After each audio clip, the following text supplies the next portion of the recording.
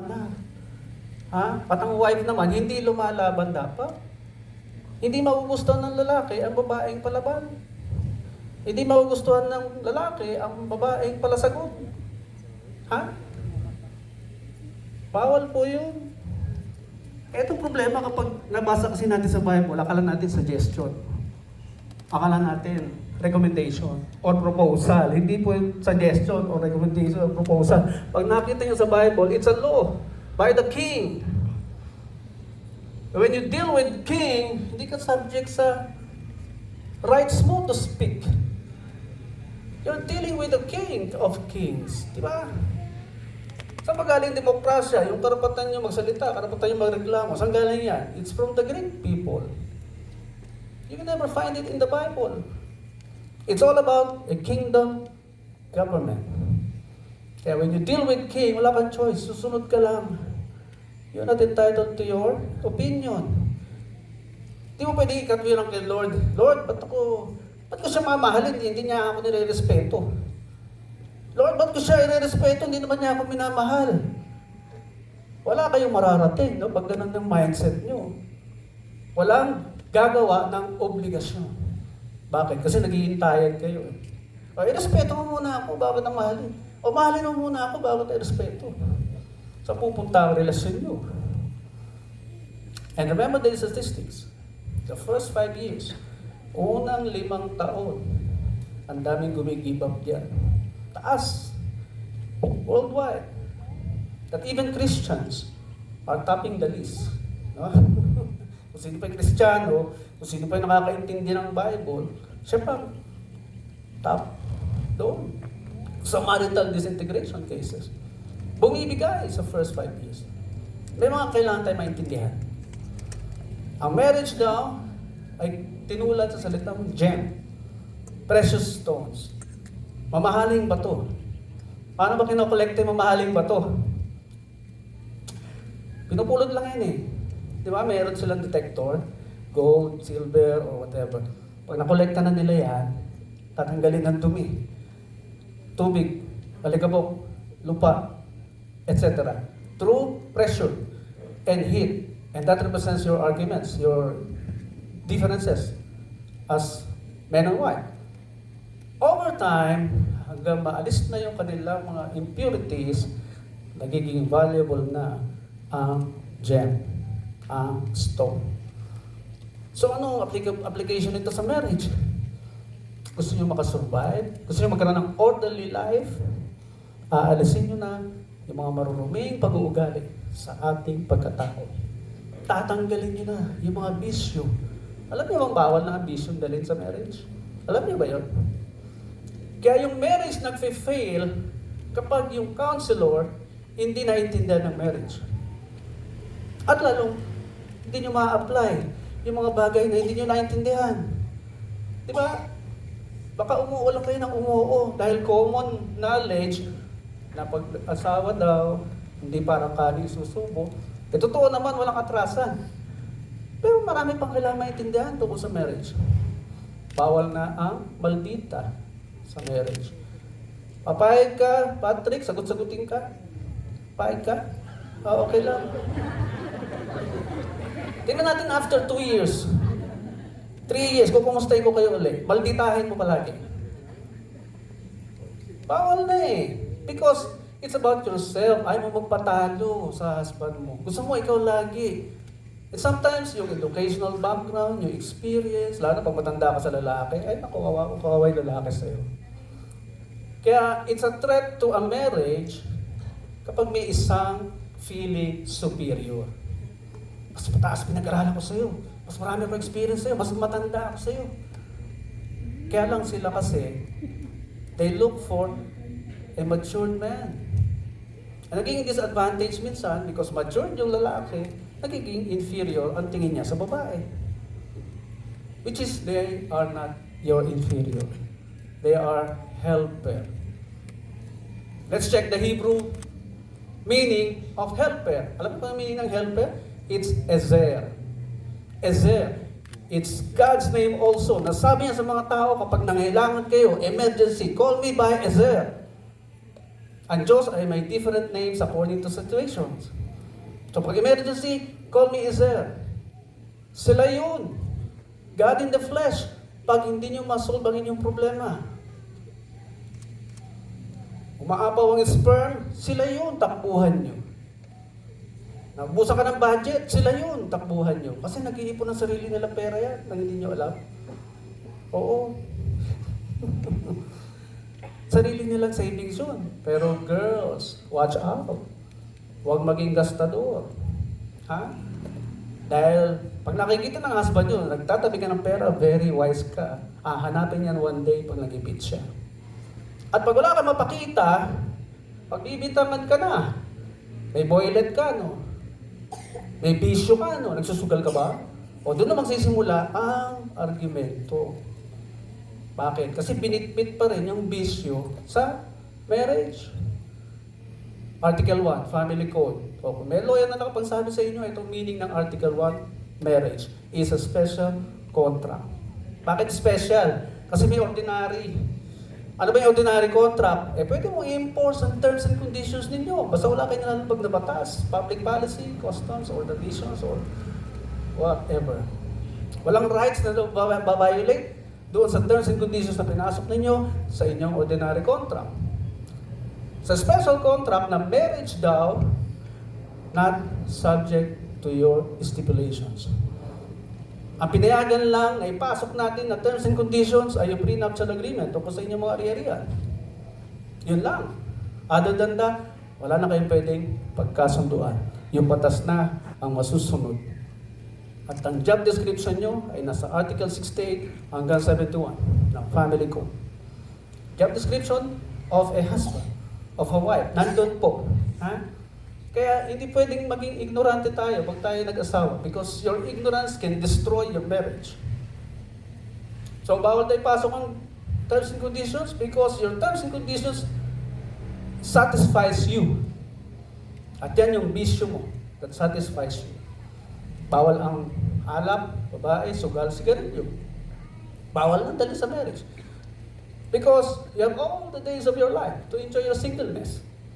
Pagpasok sa marriage, dapat buong-buo ka na. Marami ka ng love na umaapaw, mabibigay sa iyong asawa. Diyan ka rin, Michelle. Buong-buo ka na. Marami ka ng love na may bibigay sa iyong husband. Kaya bawal na rin ang party. Party-party. Ha? Sama mo siya. O, may reunion, isama mo siya. Alam niyo yung reunion na yan, hindi nakakatulong yun. No, nagiging ano yan. Yung dati may crush sa'yo, uy, excited ka, no? It destroys some families already. Yung reunion na yan. Pagkasama kayong dalawa, as mag-asawa, punta kayo doon. Diba? What else? One spirit, sabi ni Einstein, sabi ni Jesus, one flesh. Ano ba yung pag-iisahin nyo as one flesh? Kasi yung flesh natin consists of 3 components ayon sa isang scientist din. Sino yun? Abraham Maslow.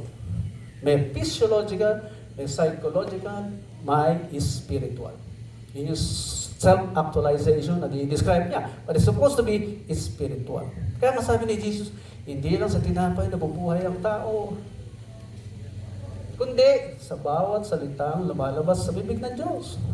Yun yung spiritual na pagkain natin. Naalala niyo sa Garden of Eden, nung sila ay mag-asawa, pinitas yung pinagbabawal, pinalayas sila after. Pinalayas. Abay, Lord, mapapatanong ka. Bawal mo mag-asawa, Lord, bakit pinalayas nyo yung dalawang yun sa Garden of Eden? Nilagay mo yung cherubim na harang para di sila makabalik. It only means, pag nag-asawa kayong dalawa, mapuputol ang komunikasyon nyo sa magulang ninyo. Yun yung death na sinasabi ni Jesus, ng God sa Garden of Eden. Pag hinipo, pinitas, kinain, you will die. Which means, in Hebrew, disconnected ka sa Diyos. Hindi ka tutumba pagkatapos mong gagatin. Hindi. Kaya nga, lumapit yung ahas, hindi totoo yun na mamamatay kayo pag kinagat nyo. Malalaman mo lang, mabubuksan lang isip ninyo. Sa mali at tama. Hindi ka tutumba. Kasi inisip ng babae, pag kinagat, tumba siya, dead on the spot. Hindi. Sabi ng demonyo. So nag-asawa, pinalayas. Wala nang connection sa Diyos. Kaya mapapansin nyo, doon sa history nila, lahat ng pamilya nila, walang ibang ginawa kundi magpatayan.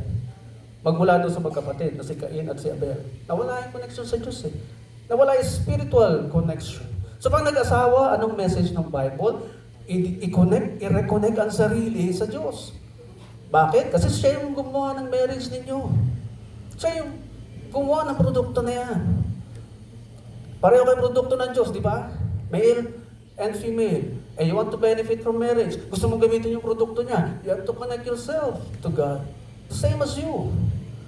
Gusto mong mag-benefit sa marriage? Gusto mong mag-benefit sa kanyang produkto? Connect yourselves together. You have to reconnect. You have no other choice. Otherwise, pag ikaw hindi mo kinonect mismo ang sarili mo sa Diyos, everything will fall apart. Because a man without God is a dangerous man. Agree? Agree? A man without God is a dangerous man. At ikaw naman, huwag mo papangunahan sa desisyon si Patrick. Alam mo kung bakit nagka-windang-windang yung pagsasama ng dalawa sa Garden of Eden? Inunahan ng babae sa desisyon si lalaki. Nung ma-convince nung demonyo, nakita niya, yummy, o sige na nga, kinaga. At ibinigay sa kanyang husband na nasa tabi lang niya. Katabi lang. Walang ginawa si husband. Inunahan ng babae yung pagdidesisyon ng lalaki. And everything fell apart. So, naintindihan niyo na kung bakit kayo nag-aaway minsan mag-asawa? Naintindihan niyo na? Kasi kinokontra niyo yung pagiging isa ninyo. Pinaglalabanan nyo. Gusto nyo patunayan sa asawa nyo, ako mas magaling sa'yo, maniwala mo sa akin. Mas mahusay ako sa'yo, mag-isip. Yan ang mga causes of friction ng pag-aasawa. Pero hindi siya nilalabanan. Otherwise, hindi kayo magiging pure. Hindi kayo magiging precious gem. Hindi tataas ang value nyo. Kaya pag tumaas yung value nyo, lalapitan kayo ng tao. Paano ba tumataas yung value? Ay, ang dami yung skills na nalalaman. Na kinonvert nyo into business. Tandaan nyo, walang yumayaman sa pagiging empleyado. Kaya yung pag-aasawa, establishing a business will make you richer than anyone else. Until you reach that point, unang goal is to be 25 years like a silver. The next goal ninyo should be 50 years, which is likened into a gold. Until diamond, 75 years. Yan ang goal ninyo. Kaya, American philosopher Mark Twain, sabi niya, you will never understand marriage until you reach a quarter of a century. Ilang years yun? 25. Kaya alam niyo sa statistics, yung ginawa ng Rappler, nag-study sila eh. Yung tumuntong na ng 25 years, 0% na lang, yun nagpa-file ng marital dissolution. Pero yung first 5 years, ang pinakamataas, 34%. Nagsama na ng 5 years. Ito na, nagkas 40 na. Yung 6 to 10 years, 33%. Ang lead lang ang nabawas. 10 to 15, 15 to 20, 21 to 25, pataas na pataas, bawas naman bawas sa maliit, pero you will be surprised. Pag tumuntong ng 26 years, yung pagsasama ninyo, wala nang gusto makipaghiwalay. It will be stupid for you to still break up with your wife. That's stupidity. Okay? Nag-invest kayo ng 25 years of attention to each other. Tapos, bibigay ka na lang. Kaya yung first precious gem ninyo, dapat hinahabol na kayo ng mga tao to something that you have. What is that? Recipe, menu, strategy, business strategy, or anything that people will come looking for you to pay you. Okay? Manood kayo ng Kumikita Kabuhayan. Dami mag-asawa doon. Very inspiring yung kanilang story. Huwag kayong mag-stay as employees. Dahil ang marriage, habang tumatagal at nagkakaanak kayo, tumataas ang demand for expenses. Eh, ang dream ng bawat mag-asawa, ipadala ang mga anak sa magagandang school. Eh, sino ba magagandang school? Eh, di yung mamahalin. Di ba? So, save. Save. Save. Alisin ang bisyo. Wala nang bisyo. Pati masamang ugali, wala na. Iiwanan nyo na yan. Kaya yan ang sinasabing pagsunod sa Diyos. Because yun ang sinasabi ng Bible eh. Sino ang kukonsultahin natin pag tungkol sa marriage? Hindi yung gumawa ng produkto. Kung nasira yung iPhone mo, sino kukonsultahin mo? Hindi yung gumawa ng iPhone. Siya nakakaalam paano siya ibalik sa dati. Ha? Ayaw ko makita kayo nag-aaway sa ano, ha? After 5 or 10 years, ha? Kaya halos pinagbubuusan ko ng ano to eh, ng research eh, itong mga sinasabi ko sa inyo, hindi lang to opinion eh. By the way, we are married priests. Nararanasan namin yun, tinuturo namin sa inyo. We speak with authority. Okay? I'm a parent too. Kaya it's best to listen to someone to teach parenting with someone who has a kid. Diba? How would you listen to a single parent, single na walang anak, na nagtuturo ng parenting? How do you expect to learn marriage from someone na wala namang asawa? Okay? Yun ang tinatawag nating authority. Speaking with authority. I wish I have all day to teach you about marriage. But, please, in all your decisions, pag-isahin ninyo. Before making any major decision, sit on a table, pag-usapan ninyo. Nang walang sigawan. Kasi pag sumisigaw ka sa pag-uusap ninyo mag-asawa, ibig sabihin, gusto mo sa'yo mapili, gusto mo sa'yo masunod, kaya sumisigaw. Hindi ka lang sigawan. Pag hindi nakikinig, teka lang, honey ha, ganito kasi yun. Self-control. Patience. Gusto mo maintindihan yung love, yung meaning ng love, totoong meaning ng love? Nandoon, sinabi ni Apostle Paul, love is kind, love is patient, love endures, does not bring, yung mga dati mong kasalanan, does not bring up the past, di kasali yun. At, hindi rin madaling magalit. Yan ang love. Patrick? Ha? Ikaw din. Ha? Bawal maging mainitin din ang ulo. Bawal na mainisin. At pag nanganak, tandaan mo, meron almost 2 years na ang tawag doon? Postpartum. Dapat maintindihan nyo yan. During postpartum, mahirap sila ispalaingin. Kaya, the more na naintindihan mo yun, the more you know how to handle her. Ito na, last. Para laging orderly ang anyong buhay. Peaceful, walang awayan. Ganito lang, napakasimple. Turing mo siya parang baby mo. Bakit? Kaya nga kinuha ng Diyos sa tadyang mo eh. Dahil anumang desisyon gawin mo, lumabas sa katawan mo, yan ay baby mo. Dinesisyonan mo siya, pinili mo siya, akin ka na. Galing sa katawan mo yan. At yan ay baby mo.